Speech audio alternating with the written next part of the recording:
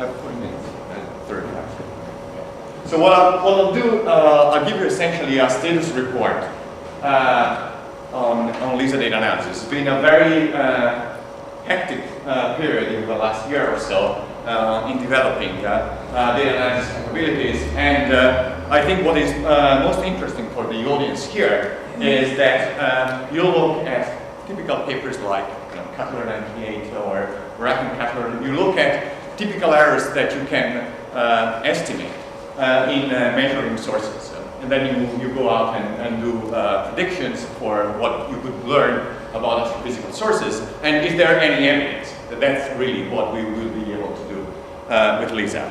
And so this is does it work? Okay, so this is what this talk is about. So if you want to fall asleep, this is my last transparency. So this is the punchline on the talk. I think the great thing is that we have a vanilla demonstration, and I'll try to qualify that during the talk, of the capabilities of LISA data analysis for the key sources. This means a population of white dwarfs in the galaxy. I won't spend any time on those because it's a rather peripheral topic here, but I'll mention a few things. Certainly for supermassive black holes, and a big issue that we've had for a long time, extreme mass ratio spirals that seems almost untouchable from a data analysis point of view, are now getting under control.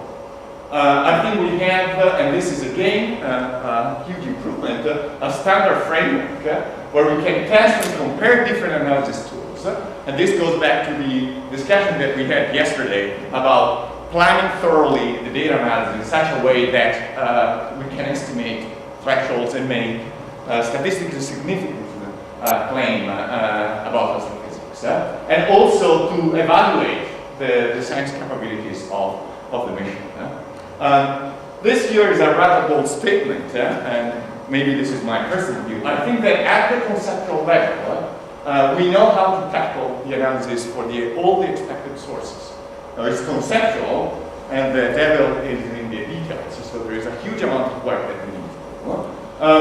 I think we still don't know how to do searches for isotropic stochastic signals that, for example, are interesting here for if we want to learn about high redshift populations of emeralds, for example, emerald touch points. And as I said, the technical issues or the implementation issues with many of those, and this will really need a lot of work. So this is what I'm going to cover. I'll just remind you why there is a big fuss about data analysis, and so what is the LISA data analysis challenge. And then I'll give you a sort of selection of recent progress. And this is largely, but not only, taken from a program called the Mock LISA Data Challenges that many of us have been working on. I'll concentrate primarily on supermassive black holes. I'll say a few things about extreme mass ratio in spirals. I guess Jonathan tomorrow touch upon those. You will. Okay, great. I'll talk about what, in my view, is an open issues that are the stochastic backgrounds. So here's why we think there is an analysis challenge for LISA. This is a sort of dramatic picture of what a power spectral density of a LISA data set might look like. Here is frequency, and this is the PST. This is a synthetic data set from what are the second round of Mock LISA data challenges. I'll talk about those later. This is the total signal that you record at the instrument. This total signal is made up of a collection of individual sources. The red line is the instrumental noise. The blue line is the collection of the tens of millions of binaries in our galaxy, on top of which you have a range here on the 5 supermassive black holes, plus this is 3 emeralds. So the key thing is, are there 5? Oh, or 2 more there. Yeah. And we expect, emeralds could be 100. Okay? Could be 1, could be 100, could be 1,000. Supermassive black holes, a few or 100. Plus other things that we haven't thought of. So we have, it's a few years long mission, sampling at 1 hertz, we have about a few times 10 to the 8 data points. Can you reconstruct the entire scatter from those things? Can you untangle all the different sources and pull out all the astrophysical information from the data set? If you work on data analysis for ground-based, the business is completely different. You are swamped by data. Each single source, you can treat it individually. There is no global analysis. We are much better off. Absolutely. I mean, nobody is complaining about regions. No, and also give us a lot of time to play around and pretend we are useful. So this is why we've been challenged several times by people saying that there is no way you can really extract all the information. So this is what data analysis is about. Okay, so the name of the game here is that we want to do gravitational wave astronomy. In order to do that, as Stefan just reminded us, we have 6 horizontal readouts that we reconstruct in 3 time series that in the jargon goes with the name of A, E, and T. And for the purpose of this talk, really, we are mainly concentrating on A and E, essentially 2 super LIGO, 5 million kilometers apart, in the same place and rotated by 45 degrees. The T is what Stefano defined the symmetry signal, which is extremely important because they give us a way of calibrating the instrument. And this will come back at the end of the talk. So you have a linear combination of the order of 10,000, 20,000 sources, each of which with of the order of 10 parameters. You have 10 to the 5 parameters that you want to pull out of the data set. And you use that through the intrinsic modulation of the waveform and the motion of the spacecraft that allows you to reconstruct the position of the scale. One thing we should say, again, if you work in ground-based data analysis, people are obsessed with data rates and keeping up with the data volume. This is a few megabytes per second for ground-based experiments. This is not really the case for the LISA mission. So the PR way of saying these things is that the entire LISA data set will fit on a magnet. Okay, so the data rate is not a problem. Is the amount of information that is stored in this 1 billion data points that is the issue. So about 2 years ago, the LISA science team decided that we really had to have a much better angle on LISA data analysis, and they initiated this program called the Mock LISA Data Challenges. The idea was to not to work on paper with Fisher information matrix calculations, but to demonstrate through simulations that the LISA science requirement could be met. This was also a way of trying to have a quantitative handle on the data analysis and on the implication of decisions, for example, at the design level. It is also important to start the development of computational infrastructure, libraries of software, etc. Early on, in particular for a completely new mission. And one key thing really is that we don't really know what the best analysis flow is going to be. And so we want to compare different ways of doing the same analysis. And this would give us a standard framework. So how we do that? Well, this is there is some sort of coordination, but it's a voluntary effort. So if you really want to play with data analysis, you can join us. There is no money involved. You won't get paid for that. And there is a team of people that periodically issue challenge data sets. So there is a data set where sources have been generated, the key files telling source parameter are hidden, and then the data sets stay out for about 6 months. People are requested to return the best fit parameters, and now people return probability density functions, and then we compare, the real source parameter with what people have returned, and we'll learn new things. So this is how it came together. This was a way of trying to pulling together different pieces that were emerging from the community. We had LISA simulators too in the US, a French one. We had waveforms that were starting to become available. different sensitivity calculators, a lot of software that goes with the name of LIGO or LSC analysis library, all open software available in the data analysis community. To put it and coordinate it in this program and have a playground for experimenting with data analysis, have a coordinated effort, people developing data analysis, and really test what actually we can do with LISA. Should we trust, for example, the order that we can measure the speed of the black holes in 1/10⁻⁵, something like that. So these are the people that are involved in this task force, that is the group of people that coordinate the effort. And this is, I hope I haven't left out anybody, the different institutions that are participating in this challenge. And as you see, there is a fair amount of people. There are about 40 or so people that are really working in this area. So again, I just want to stress that this is the very important thing, and this will come back later, is that we have a framework. Now, we all are using the same pseudo-LISA model. We all are using the same waveform. We all are using the same noise, and therefore we can really compare apples with apples when we do development of data analysis. And this is, I think, is the most valuable portion of the program. So that's here's how it started. So we started about 2 years ago. We had a first challenge data set in June 2006. People returned the results at the end of 2006. A second data set in 2007, with again after 6 months, return of the results. We had a redo of challenge 1 that we called challenge 1B that has just finished, and we are now in the challenge 3 era. And this is what we've tested. This is what I mean by a vanilla demonstration of data analysis. So for the first challenge, we looked at trying to do very basic things. Can we identify verification binaries? Okay, it was data set with verification binaries.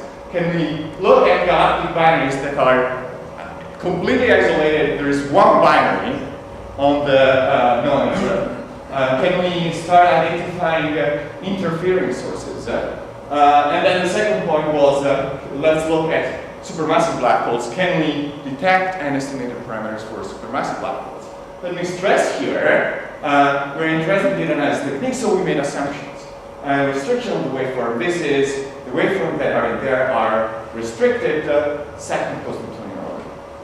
For challenge 2, there was a big change of gear. This is about a year ago, and the reason for this big change of gear was that we learned that there would be a review in the US, a big review of LISA. And as I said, there's been a lot of comments about the fact that the science is potentially spectacular, but you will never be able to get the science out of the data. And so there was a problem really of taking this issue out of the table. And I think to some extent this program succeeded in doing that. So we had a full, from a few sources, we had a full galaxy, about 30 million sources. We had, again, a full galaxy with on top of that a number of supermassive black holes unknown to the people that were participating to the challenge, and emeralds on top. And then we had also isolated emeralds and emeralds over a galaxy. For challenge 1B, that is the one that we just completed, we wanted to redo the challenge 1 to consolidate analysis tools and offer people, a number of entry. And this is how, why I think this has been a success. The green is what we able to accomplish, and means that at least 2 groups really managed to, successfully solve the challenge. Red is where we failed. So we managed to do all these things. The only open issue is whether we can really look at emeralds on top of a galaxy. We knew this is very premature, so this is not unexpected. But there's been a huge progress. We thought that the initial counting for templates for emeralds was something on the order of 10 to the 45. Okay, and now we have analysis tools that are able to tackle the emeralds problem So as I said now, is we're progressively having more difficult challenges. And so, for example, and we want to progressively generalize the kind of signals we look for, consolidate the analysis tools, and push it really to the extent where we can demonstrate that Lisa is prepared for any sort of signals. And so now we have, in the third challenge, the results are due at the end of this year, so most of you are welcome to start participating. We have a simulated galaxy using a model by Higgs elements with 60 million sources, and we have now sources that are chirping up and down. So we have the detached binaries. We have supermassive black holes now are over a galaxy, but we are introducing spin and precession of the black holes. There is no such thing as a black hole that is not spinning or precessing. And we are lowering the signal to noise at which M-rays are injected. And we really want to see how low we can do a signal to noise ratio. And other sources, we are considering bursts, in this case from a cosmic string cast, and we are considering stochastic band. If you want to, you can Google MLDC, and I think it's the second or the third hit. Okay, and we'll find all the information. But everything is open, so you can see what people are working on. You can get all the codes that are available there to generate data set. Is really everything open source. A key thing is that we have now a range of techniques that are that people have developed, and therefore we can start comparing how different techniques perform. So, and this is a great value really to make progress in data analysis. We have match filtering, coherent technique. We have many different flavors of Markov chain, Monte Carlo methods. We have time frequency pattern recognition. We have single stage or multiple stage hierarchical searches. We have a lot of people that are taking algorithms that have been developed within the LIGO community and are applying to data set. So then let me show you some of the progress therefore that has been triggered with this program. So first of all, let me talk about stellar mass binaries. And here the issue is the galaxy. Everything is going to sit on the contribution that is largely overwhelming from all the white dwarfs in the galaxy. This is great, we have many sources, but if you are going after supermassive black holes or M-rays, this is a sort of nuisance. And so what you want to do is you want to identify each source and regress the galaxy to reach the level of the diffusion phase.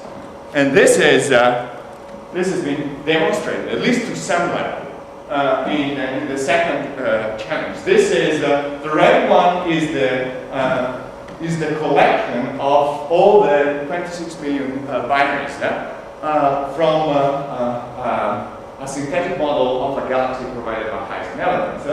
And after you identify about 18,000 sources, and you look at each one of them and you take it out, then you reach this level here that is, broadly speaking, what we think is the residual confusion noise from the galaxy. So you have had all this stuff that is a lot of samples. Okay, this is the largest sample of white dwarfs that we have at high periods that people can study. But if you are interested in M-rays or supermassive black holes, you don't want to have these guys in it. And at least at the zero order level, this has been demonstrated. So let me talk now about supermassive black holes. Again, so we were talking yesterday, we were seeing estimates of measurement of the Church mass of 1 part in 10 to the 4, position in the sky of 1 square degree, etc. This is all based on Fisher information matrix study. If you simulate a supermassive black hole and then you do the analysis, can you actually reach that level? And so again, this is the mock data set of the mock Lisa data challenges. So you are interested in this 5 guys. Let me just remind you what is being looked at here. So these are supermassive black holes over the galaxy, which is what you expect in real life. There are some implications because there is the waveform are the second post-Newtonian order. There are no spins, there are no higher harmonics, so this is an easier challenge, and I'll get back to that later. Some part of realism is that you don't know how many there are in there. Of course, we gave the people a range. It was between 4 and 6 sources. Okay?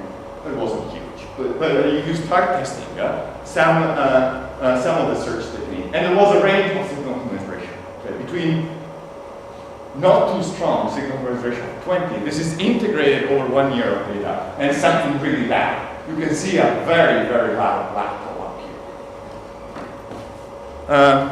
And so let me talk about the statistical errors. And then because the statistical error is so good, then I want to talk about systematic errors. So the first thing is that for one of this signal, this is from the second round of mock data challenges, you can see that this is the actual signal-to-noise ratio at which they were injected is 2,500. Even with these very large signal-to-noise ratios, for some of the parameters, this is chi position in radians, there were fairly large errors.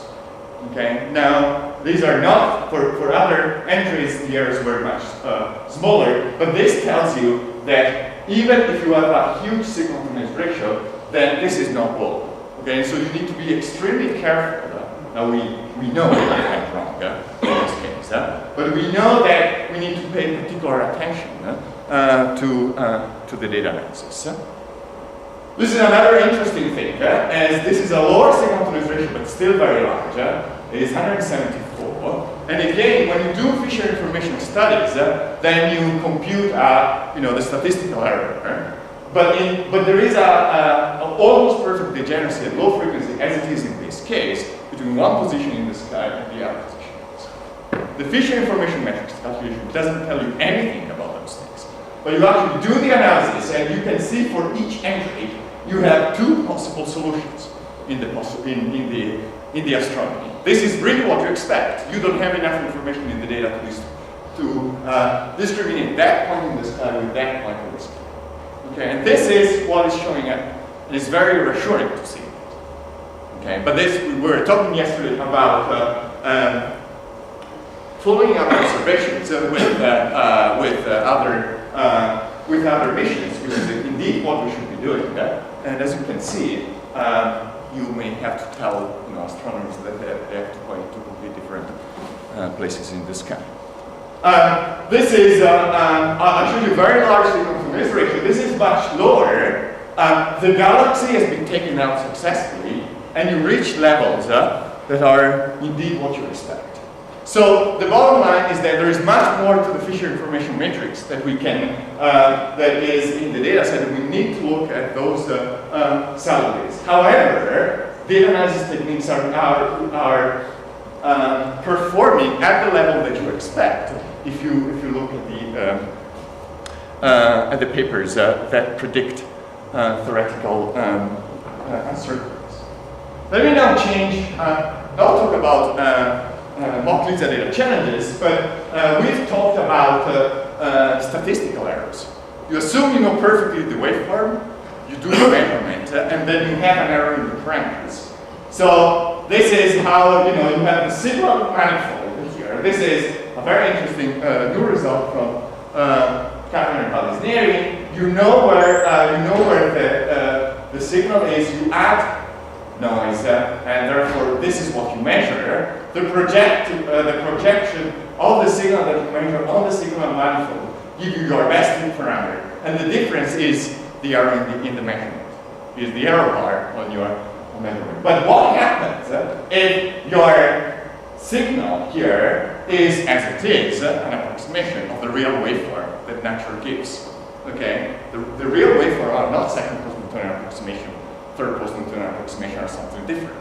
So, Palesnieri tried to address this issue, and this is very, very relevant. We're talking about relative errors of 1 part in 10 to the 5. Okay, do we need to push our approximations to a better level? And so what they did was, okay, this is our approximation. Actually, there is the true GR waveform, and let's measure what is the systematic error coming from the fact that we are that we are approximating the template. Okay, simply because we don't know the template at sufficient accuracy. Of course, we don't know what is the real GR waveform, but we can take the two highest order approximations and see what happens, and treat one as the true waveform and the other one as the template. So you can look at a big table. But this is a summary. Now, a very important thing, this is the statistical error. This is what you read in papers with Fisher information matrix. This is what is returned by people doing data analysis on multiple data challenges. These guys here scale as 1 over the signal-to-noise ratio. You increase the signal-to-noise ratio by a factor of 10, you decrease this number by a factor of 10. The systematic errors stay constant. Okay? They do not depend on the error, on the signal-to-noise ratio, are simply due to the your lack of knowledge of what the parameters are, of what the true waveform is. And what you can see, this is normalized at 1,000 in SNR, so it's really appropriate for supermassive black holes. And you can look at these numbers, and as you can see, they are all, they are comparable with the numbers that you get from systematic errors. Of course, if the signal-to-noise ratio is 100, these guys go up by a factor of 10. These guys stay the same. So you can flip the coin two ways. You can look at this and say, well, we are not really deep in trouble. But you can also say, well, if we want really to do precision astronomy, maybe we need to tell people that we need better waveform to actually do the analysis. Because otherwise we would start throwing in systematic errors that have nothing to do with the fact that the data set is noisy, simply our waveforms are. Okay, a few things that have emerged recently. Again, this is, how much do I have, 5 minutes or so? 10? 10 minutes. Okay. So, all the results that I showed you have to do with second order restricted post-independent waveforms. But we know that the waveforms are actually much more complicated. Okay? We haven't taken into account higher harmonics. We know that the signal will emit at the orbital period, twice the orbital period, which is the leading and is the dominating one 3 times the orbital period, etc. And this will change the ability of the LISA telescope in doing science. Okay? So by how much? Well, we knew it could be a large number, but this is, so there are several papers. I think you had something in preparation too? Yeah. Okay. Okay. I know that you discussed your results, but I didn't know exactly what was this. This is taken by the paper by Trias and Sintes. Let me say that these results from these 3 analyses do not really agree, but the reason why they do not agree is that they have slightly different assumptions, and therefore they are not comparable. Okay? But this is to give you a flavor. This is for 10% of black holes, massive black holes at redshift 1. If you assume that you don't have, let's look, for example, at the measurement of the distance. This is a logarithmic scale, minus 10 to the minus 2, 10 to the minus 1, etc. And this is from a Monte Carlo, it's an histogram of the number of sources within an error bit. Okay, so the red one is assuming that you have this standard restricted post-Newtonian waveform. So what you're saying is that because it's around 1, that the error in delta L is huge. Okay, so 10 times the distance. If you put in you have a better waveform, you are actually saying that your measurement error is 10%. Okay, so when we say LISA can measure parameters and with a given accuracy, well, we also should say what are the assumptions that you are taking for the signal, because the performance of the telescope depends on if you want, on the assumption of your waveforms. And so this is an area that we are actively looking at, or I'm not. A lot of people are actively looking at. The other case that is being reported, we've known that for quite a while, was space. Again, I showed you how well you can do if you don't have spinning waveforms. But this is again from a Monte Carlo of looking at what is the position in the sky. This is the two axes of an ellipsoid in the sky. If you assume no precession and if you have precession, this is the ellipsoid in the sky and this is the distance. And as you can see, that if you have spin, then the performance of the LISA telescope changes quite dramatically. So there is now, so when you say, okay, I'm going to measure a distance at 1% or turn mass at 1 pi 10 to the 5, really what we mean by that. And okay, we're going to test with supermassive black holes in this, but there is a new task force, and the reason why I'm bringing it up here is that several people in the room could be interested in joining. Again, this is completely open. And the idea is to develop codes really to check the LISA performances through parameter estimation. And agree really on what is the noise, what is the waveform, and vet different codes to address the capabilities of the LISA. And the second thing is to develop source population model, then to do large Monte Carlos and see how well you could really do. Okay? And so these are the people so far that are involved.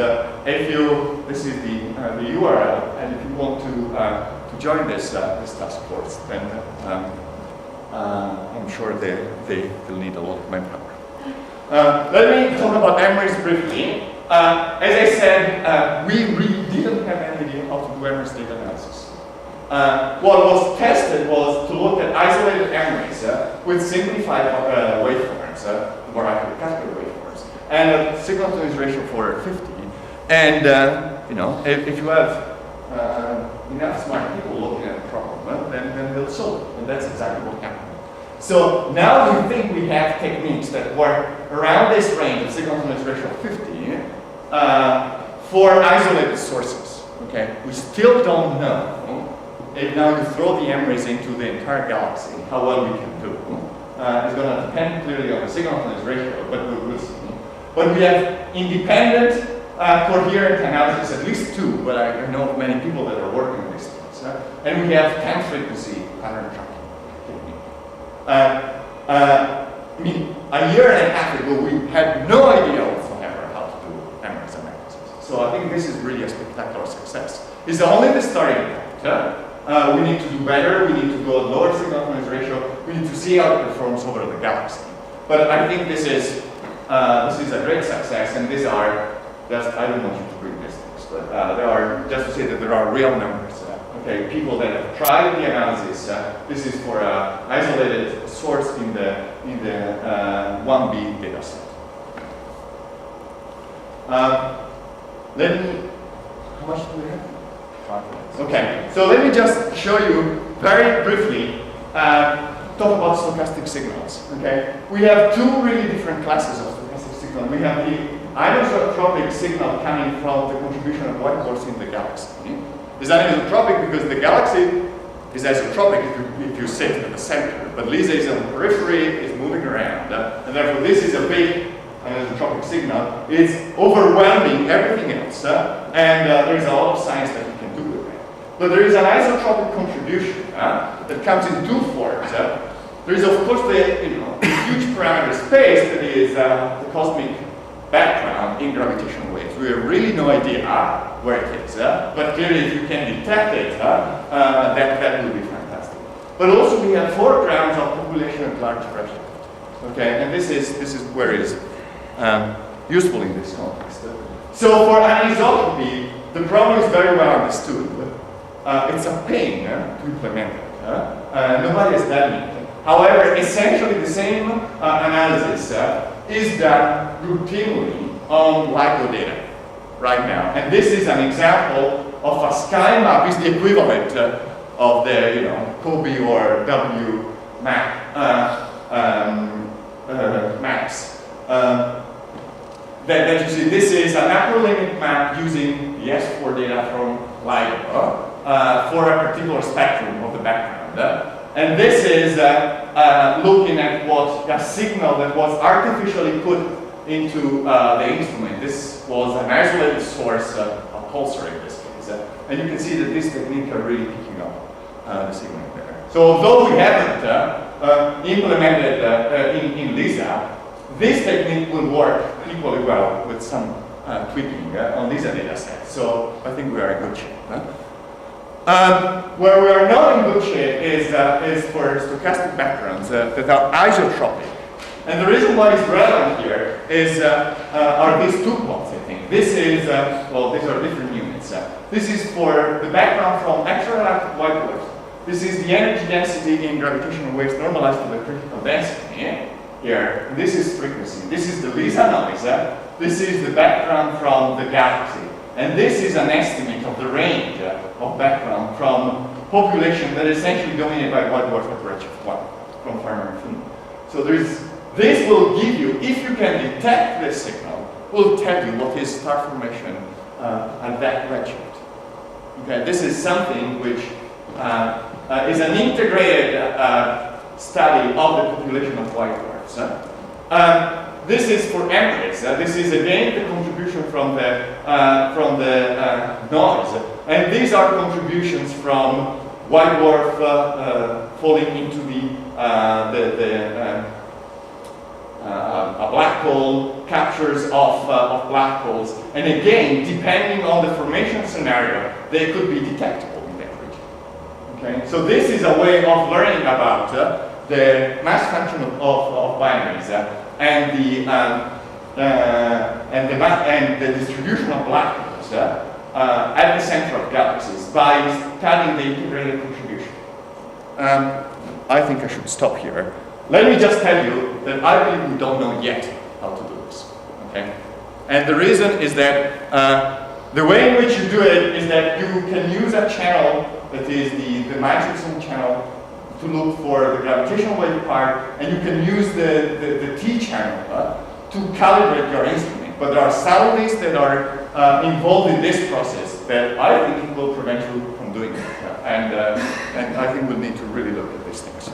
So let me wrap it up. Okay, so I think we have a demonstration of the basic capabilities of data analysis.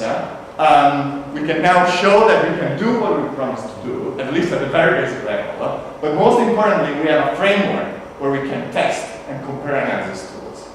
There is huge work to be done.